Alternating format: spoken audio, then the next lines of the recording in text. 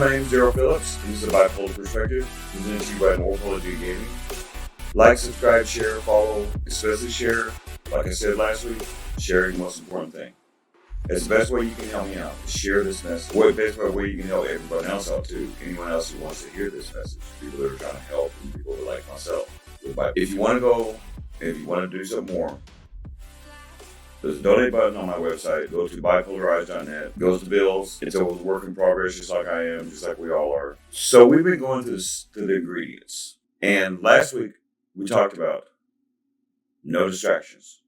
Go out there and contemplate that advice you're being given. Well, that's great, Daryl. But I don't have anybody. Yes, you do. Know this now. And this is the last ingredient. You are not alone. No matter how alone you may feel, there is somebody out there that understands what you're going through. I may not know exactly what you're going through, but I can promise you I can take a guess on some things if it's really bad. I have been through some terrible, terrible things.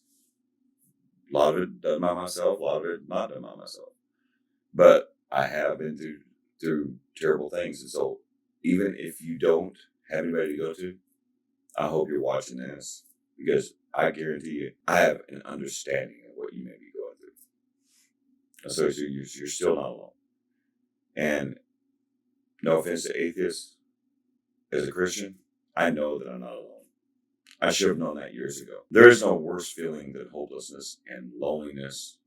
All the stuff I talked about months ago. I don't have all the answers. I don't.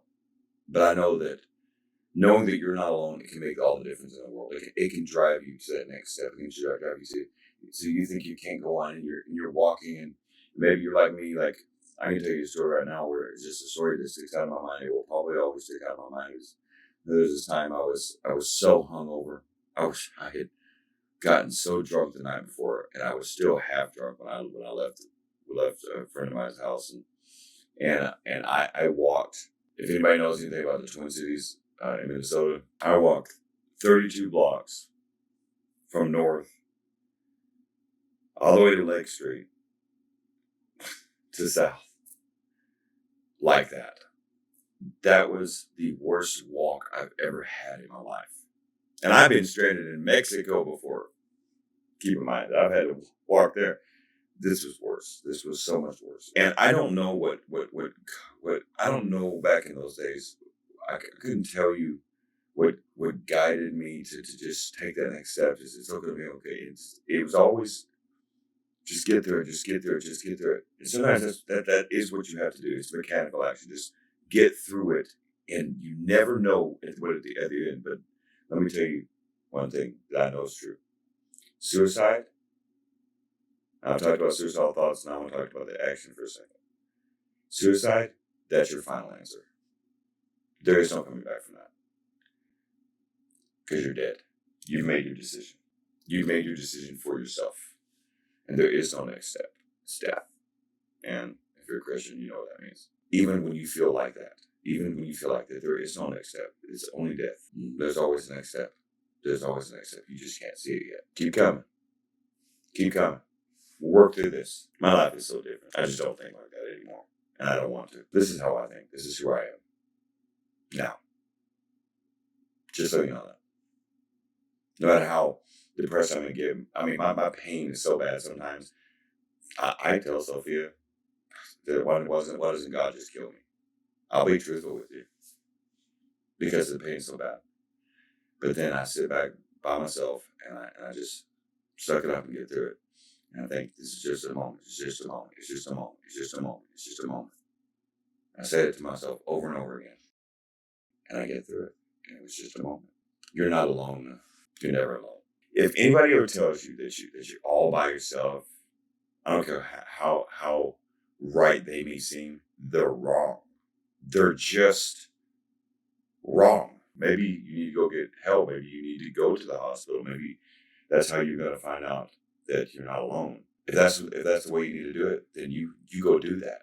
You go do that. Don't you ever think you're so alone that death is the final answer. Carry your ingredients.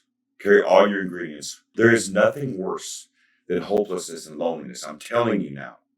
Even that's how I know that my physical pain is just a moment, because hopelessness and loneliness can be months and months and months, and you just feel that way, and just there's nothing else. You could be at a party and just feel like that. You know, like Chris Cornell or Chester Bennington, they felt like that they had no other step. And these people were famous and rich. This is not a money thing, huh? This is serious stuff now. Because now you're going to get ready for the steps, which if you don't have your ingredients before you do your steps, you think you're going to skip through this, good luck with that. You're going to find out how hard it really is. Because it's going to be hard with the ingredients. But I'm giving you your nourishment through it. That's what this is. I told you we were creating like a soup. This is your bowl. No, you're not alone. I hope you guys have a great night. I hope you guys know that you're not alone. I hope you guys know that I'm always here for you. And even if I have to, redo these videos like I did this time, even if I have to go through pain and suffering to do this, I'm going to always be here until the day I breathe my last. That's my next step. And that's how come I know I'm not alone. My significant other, Dwan, my cousin Christy was fighting her butt off. Go to her website. I'll put a link below. Go to her website. See what it's like from a perspective that's not from a bipolar perspective, but from a mother's perspective, from dealing with a bipolar son. Be understanding of one another. I love you guys. Don't drink and drive. Take an Uber, that seriously. Come on, man. And may the Lord of light guide you in all things. You